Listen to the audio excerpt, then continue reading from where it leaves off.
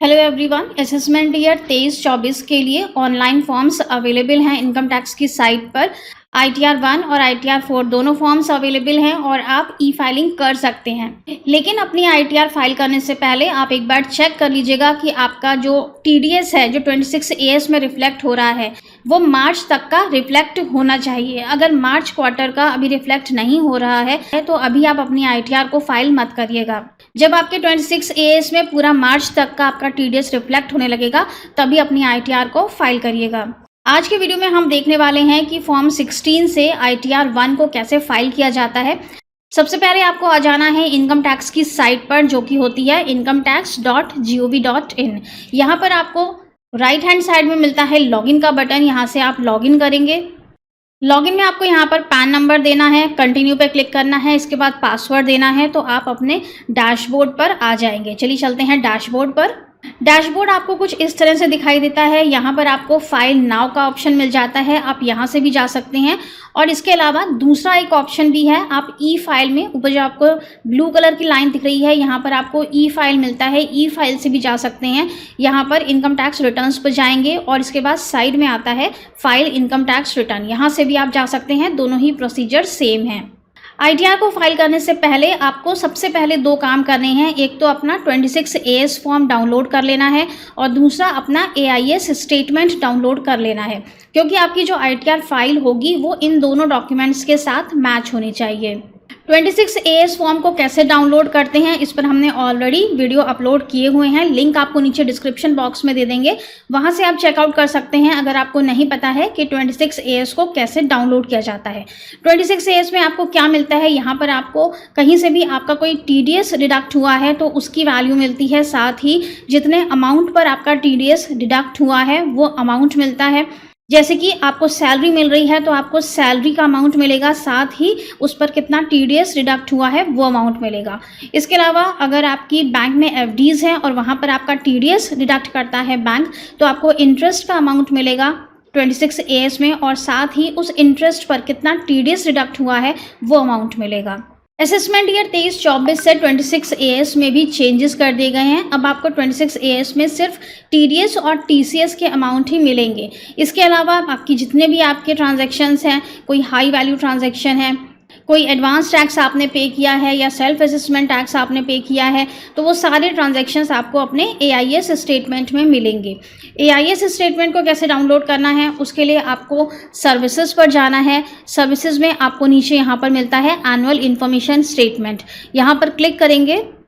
जो भी इनकम्स आपको अपने AIS में दिख रही हैं वो आप अपने ITR में भी ज़रूर रिपोर्ट करें, वरना आपको आ जाएगा डिफेक्टिव रिटर्न का नोटिस। AIS स्टेटमेंट और 26 AS को डाउनलोड कर लेने के बाद चलिए चलते हैं ITR फाइलिंग की तरफ। सबसे पहले अपने डैशबोर्ड पर वापस चलते हैं। यहाँ पर हम फाइल नाउ पर क्लिक करेंगे, असेसमेंट ईयर सेलेक्ट करेंगे 23-24, ऑनलाइन मोड, नीचे कंटिन्यू पर क्लिक करेंगे, स्टार्ट न्यू फाइलिंग पर क्लिक करेंगे, इंडिविजुअल कंटिन्यू, यहाँ से ITR फॉर्म को सेलेक्ट करेंगे, ITR 1, proceed, let's get started. अब यहाँ पर आपको तीन ऑप्शंस दिखेंगे, आपको अदर्स पर क्लिक करना है और नीचे कंटिन्यू करना है। ओके, सबसे पहले है आपकी पर्सनल इन्फॉर्मेशंस, यहाँ पर ओपन करेंगे। यहाँ पर आपको अपनी सारी प्रोफाइल इन्फॉर्मेशंस दिखती हैं, जैसे कि आपका फ़ोन नंबर क्या है, आपका आधार नंबर क्या है, नेम, एड्रेस, कॉन्टैक्ट नंबर, वो सब आपको यहाँ से वेरीफाई कर लेना है कि यहाँ पर सब कुछ सही से रिफ्लेक्ट हो रहा है। इसके बाद आपको नीचे स्क्रॉल करना है। अब हम आ जाते हैं नेचर ऑफ एम्प्लॉयमेंट पर। यहाँ पर आपको सेलेक्ट करना होगा आप सेंट्रल गवर्नमेंट एम्प्लॉय हैं, स्टेट गवर्नमेंट हैं, PSU हैं, पेंशनर्स हैं या फिर अदर्स की कैटेगरी में आते हैं, और नॉट एप्लीकेबल आपको चूज करना है अगर आप फैमिली पेंशन के लिए ये ITR फाइल कर रहे हैं। यहाँ पर फाइलिंग सेक्शन अपने आप ये सेलेक्टेड है, रिटर्न फाइल्ड ऑन और बिफोर ड्यू डेट। इसके बाद हम नीचे स्क्रॉल करेंगे। इसके बाद आपसे पूछता है कि are you opting for new tax regime, तो यहाँ पर हम नो कर देंगे, नहीं हमें ओल्ड रिजीम के अंदर ही रहना है। इसके बाद है बैंक डिटेल्स। बैंक डिटेल्स में यहाँ पर आपके जितने भी अकाउंट्स हैं बैंक के अंदर वो सारे यहाँ पे रिफ्लेक्ट हो रहे हैं। यहाँ पर पोस्ट ऑफिस अकाउंट्स रिफ्लेक्ट नहीं होते हैं, इनकम टैक्स साइट पर सिर्फ बैंक अकाउंट रिफ्लेक्ट होते हैं। और यहाँ पर आपको एक बैंक को यहाँ पे सेलेक्ट करना होगा जिसमें कि आप रिफंड चाहते हैं। तो यहाँ पर किसी भी एक बैंक को जो कि आपका वैलिडेटेड है उसे आप सेलेक्ट कर लीजिए। इसके बाद हम नीचे कंटिन्यू करेंगे, कंफर्म कर देंगे। पर्सनल इन्फॉर्मेशन कंफर्म हो जाने के बाद हमें ग्रॉस टोटल इनकम पर आना है। इसके लिए हमें चाहिए होगा अपना फॉर्म 16, क्योंकि अब स्टार्ट होती है हमारी ITR फाइलिंग। और अब हम आपको दिखाते हैं कि फॉर्म 16 से आपको कैसे फिलअप करना है। सबसे पहले हम अपना फॉर्म 16 ओपन कर लेते हैं। जब भी आपको फॉर्म 16 मिलता है तो उसके दो पार्ट होते हैं, एक पार्ट ए और दूसरा पार्ट बी। पार्ट ए में आपकी TDS की डिटेल्स होती हैं कि आपकी कितनी सैलरी पर कितना TDS काट कर कितना TDS जमा करवाया गया है। और पार्ट बी होता है आपके इनकम डिटेल्स का। तो ITR फाइलिंग के लिए हमें पार्ट ए की ज़रूरत नहीं पड़ती है, पार्ट बी से हम अपनी ITR को फाइल करते हैं। तो चलिए चलते हैं फॉर्म 16 के पार्ट बी पर। पार्ट बी हमें कुछ इस तरह से दिखता है। यहाँ पर हमें सैलरी का अमाउंट मिलता है, salary as per provision contain in section 17(1), value of perquisites, profit in lieu of salary. इसके बाद नीचे और भी काफ़ी सारे एग्जेम्पशंस और डिडक्शंस। सबसे पहले ग्रॉस टोटल इनकम पर यहाँ हम क्लिक करेंगे। अब सबसे पहले यहाँ पर सैलरी एग्जेम्पशंस का कॉलम आता है। अब आपको अपने फॉर्म 16 से देखना है क्या इस सेक्शन के अंदर कोई भी अमाउंट यहाँ पे दिया गया है। नहीं दिया है तो आप स्किप कर दीजिए, और दिया है तो आपको यहाँ पर येस पर क्लिक करना है और फिर इसके बाद अमाउंट देना है। तो हमारे केस में यहाँ पर सेक्शन 10 के कोई भी एग्जेम्पशंस नहीं है फॉर्म 16 में। इसके बाद हम आगे चलेंगे। इसके बाद आता है सेक्शन 10(13)(a), जिसमें कि हम HRA का एग्जेम्पशन क्लेम करते हैं। हमारे केस में HRA का एग्जेम्पशन है तो हम यहाँ पर येस पर क्लिक करेंगे। अब यहाँ पर हम अमाउंट देंगे, इसके लिए हमें फॉर्म 16 को ओपन करना है। फॉर्म 16 में हमें यहाँ पर मिलता है house rent allowance under section 10(13)(a), जो कि है 63,250 का। वो वैल्यू हम वहाँ पे पुट अप कर देंगे। इसके बाद हमें आगे स्क्रॉल करना है और देखना है कि कौन से एग्जेम्पशंस हमको यहाँ पर क्लेम करने हैं जो कि हमारे फॉर्म 16 में हमें मिलते हैं। तो फॉर्म 16 में हमें सिर्फ HRA मिला, इसके अलावा कोई भी एग्जेम्पशन नहीं है। हम नीचे कंटिन्यू पर क्लिक कर देते हैं। इसके बाद आता है इनकम फ्रॉम सैलरी। यहाँ पर हम अब एडिट पर क्लिक करेंगे जिससे कि हम अपने सैलरी का अमाउंट यहाँ पे डाल सकें। एडिट पे क्लिक करेंगे, वैसा ही कॉलम यहाँ पे ओपन हो जाता है जैसा कि आपके फॉर्म 16 में दिया हुआ है। तो यहाँ पे सबसे पहले है salary as per section 17(1). Form 16 में जाएंगे, सैलरी एज पर सेक्शन 17(1). इसके बाद है value of perquisites as per section 17(2). Back जाते हैं अपने फॉर्म 16 पर। यहाँ पर value of perquisites as per section 17(2) 4153। इसके बाद है profit in lieu of salary, जो कि हमारे फॉर्म 16 में नहीं है। नीचे स्क्रॉल करेंगे, HRA की जो इनकम हमने यहाँ पर पुटअप की थी वो यहाँ पर रिफ्लेक्ट हो रही है। साथ ही यहाँ पर आपको एक वार्निंग भी देखने को मिल रही है कि deduction under section 10(13)(a and 80GG can not be claimed for the same period. जैसे कि पहले बहुत से लोग ये मिस्टेक करते थे कि HRA का डिडक्शन भी ले लेते थे और साथ ही सेक्शन 80GG, जो कि अगेन रेंट का ही सेक्शन है, उसमें भी डिडक्शन ले लेते थे। दोनों सेक्शंस में आप डिडक्शन एक टाइम पर क्लेम नहीं कर सकते हैं। आपको या तो HRA का एग्जेम्पशन क्लेम करना है या फिर आपको सेक्शन 80GG में रेंट का डिडक्शन क्लेम करना है। अगर आप दोनों क्लेम कर लेते थे तो आपको डिफेक्टिव रिटर्न का नोटिस आ जाता था। अब यहाँ पर ये वार्निंग आ रही है। अब इन्होंने यहाँ पे रेस्ट्रिक्शन लगा दिया है कि आप दोनों में क्लेम कर ही नहीं पाएंगे। अगर आपने एक में क्लेम कर लिया है तो दूसरा ये ITR फॉर्म एक्सेप्ट ही नहीं करेगा। यहाँ पर हमारी नेट सैलरी आ गई है जिसमें से हमें 50,000 का स्टैंडर्ड डिडक्शन मिल गया है। अगर आपके फॉर्म 16 में एंटरटेनमेंट अलाउंस या प्रोफेशनल टैक्स दिया हुआ है तो वो वैल्यूज़ यहाँ पर पुट अप कर देंगे।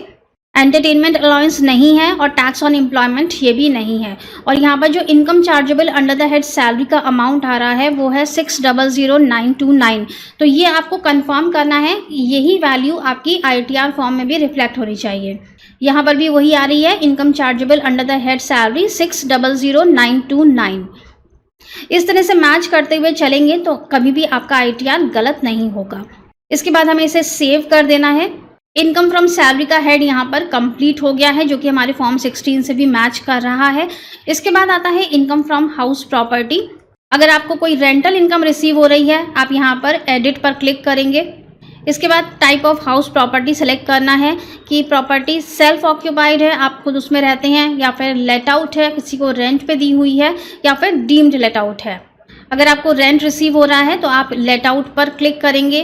इसके बाद यहाँ पे लिखा हुआ है ग्रॉस रेंट रिसीव, जितना भी पूरे साल भर में आपको रेंट रिसीव हुआ है वो वैल्यू आप यहाँ पर दे देंगे। इस वैल्यू में से आपको 30% का डिडक्शन भी मिलता है जो कि ऑटो कैलकुलेट हो जाएगा।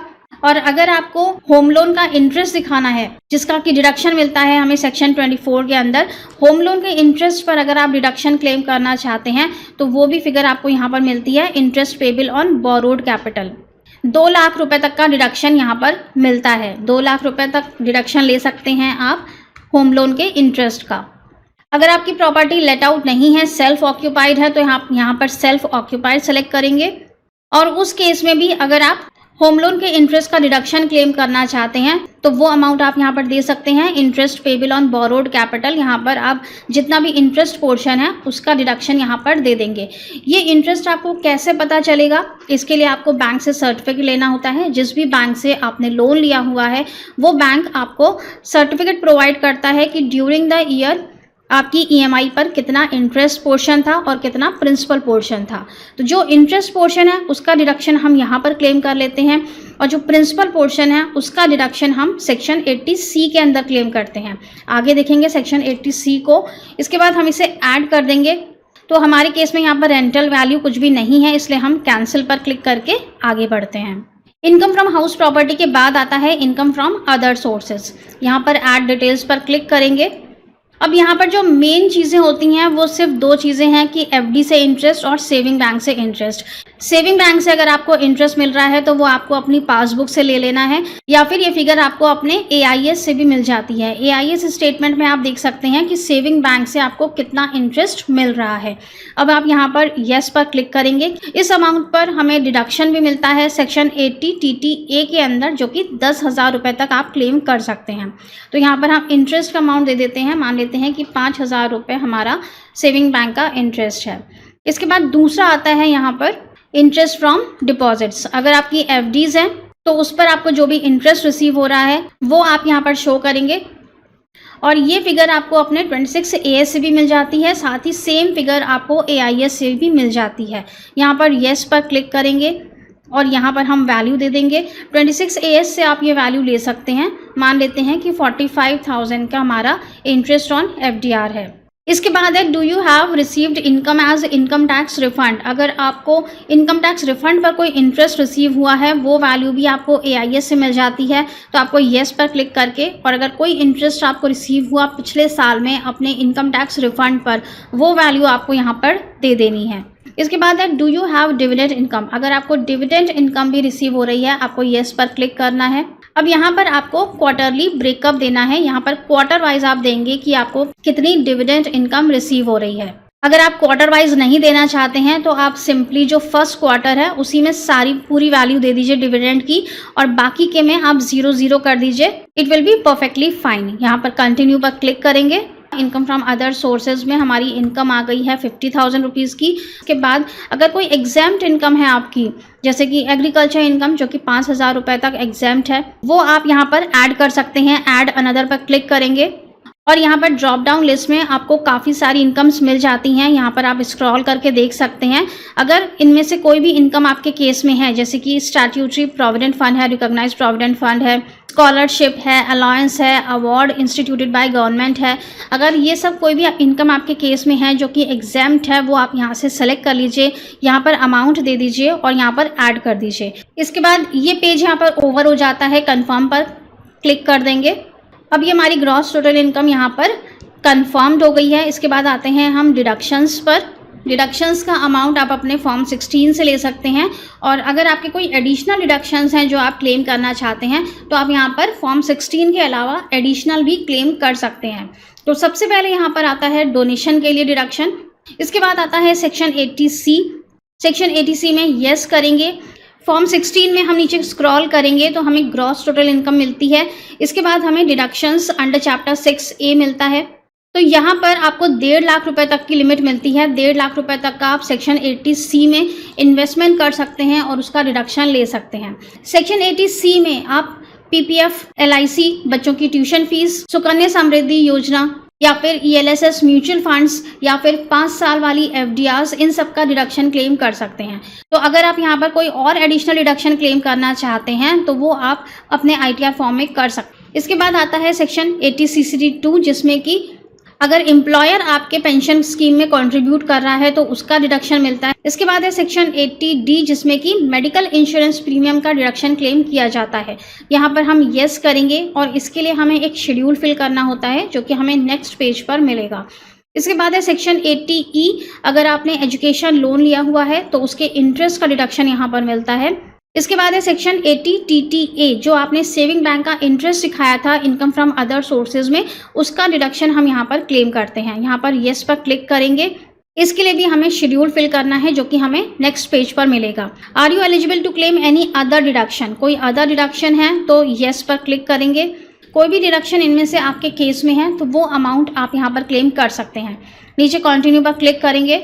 यहाँ पर 80C में हमारे डिडक्शंस रिफ्लेक्ट होने लगे हैं। इसके बाद हम नीचे स्क्रॉल करेंगे तो हमें कुछ शेड्यूल्स यहाँ पर फिलअप करने हैं, जैसे कि हमने 80D को चूज़ किया था जिसमें कि हम हेल्थ इंश्योरेंस प्रीमियम का डिडक्शन क्लेम करते हैं। 80D का शेड्यूल फिल करेंगे, यहाँ पर ऐड करेंगे। इसके बाद सबसे पहले यहाँ पे पूछ रहा है कि क्या आप सीनियर सिटीजन हैं, तो यहाँ पर हम नो क्लिक करेंगे। हम सीनियर सिटीजन नहीं हैं। हेल्थ इंश्योरेंस जितना भी प्रीमियम आप पे करते हैं, मान लेते हैं कि हमारा प्रीमियम है 11,000 रुपये का। इसके बाद प्रिवेंटिव हेल्थ चेकअप, अगर आपने ड्यूरिंग द ईयर कोई भी लैब टेस्ट करवाया है, ब्लड टेस्ट करवाया है, कोई ECG वगैरह करवाया जिसकी कि आपके पास रसीद है, भले ही आपने कैश में पेमेंट किया हो, चेक की रिक्वायरमेंट नहीं है। यहाँ पर प्रिवेंटिव हेल्थ चेकअप के लिए आपको यहाँ पर मैक्सिमम 5,000 रुपये का डिडक्शन मिलता है। इसके बाद आता है सीनियर सिटीजन पेरेंट्स के लिए, whether any of your parent is a senior citizen, अगर आपके पेरेंट्स के लिए भी आप क्लेम करना चाहते हैं तो आपको यहाँ पे सेलेक्ट करना होगा कि पेरेंट्स आपके सीनियर सिटीजन हैं या फिर बिलो 60 ईयर्स ऑफ एज हैं तो हम येस पर क्लिक कर लेते हैं। इसके बाद जो नीचे का कॉलम है वो हाईलाइट होता है पेरेंट्स इंक्लूडिंग सीनियर सिटीजन। यहाँ पर हेल्थ इंश्योरेंस अगर आपने कोई पेरेंट्स के लिए लिया हुआ है तो वो अमाउंट आप यहाँ पे दे देंगे। अगर आप पेरेंट्स के लिए कोई भी मेडिकल एक्सपेंडिचर क्लेम करना चाहते हैं, किसी भी बीमारी का इलाज चल रहा है या कोई हॉस्पिटल में एडमिट है, उसका आप खर्चा क्लेम करना चाहते हैं, वो अमाउंट आप यहाँ पर क्लेम कर सकते हैं। लेकिन आपको ये ध्यान रखना है कि जो भी अमाउंट आप यहाँ पे क्लेम कर रहे हैं उसका क्लेम आपको हेल्थ इंश्योरेंस से नहीं मिलना चाहिए। अगर वो बीमारी आपकी हेल्थ इंश्योरेंस के अंदर कवर है या फिर हेल्थ इंश्योरेंस से आपको वो पैसा मिल रहा है तो फिर ये मेडिकल एक्सपेंडिचर का पैसा आप यहाँ पर क्लेम नहीं करेंगे। दोनों में से एक ही आपको क्लेम करना है। तो यहाँ पर हम 50,000 रुपीज़ क्लेम कर लेते। इसके बाद हम इसे ऐड कर देंगे।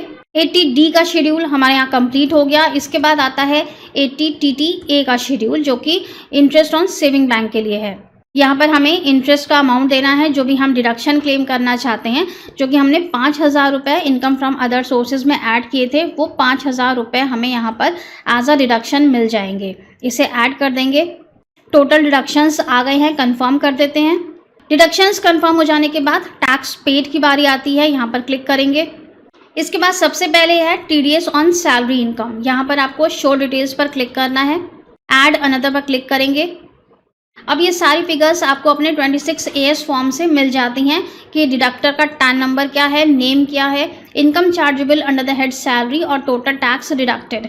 ये दोनों फिगर्स आपको फॉर्म 16 से नहीं लेनी है क्योंकि यहाँ पर वेरिएशन हो सकता है आपके फॉर्म 16 में और फॉर्म 26AS में। ये फिगर्स आप अपने 26AS से ही लेंगे।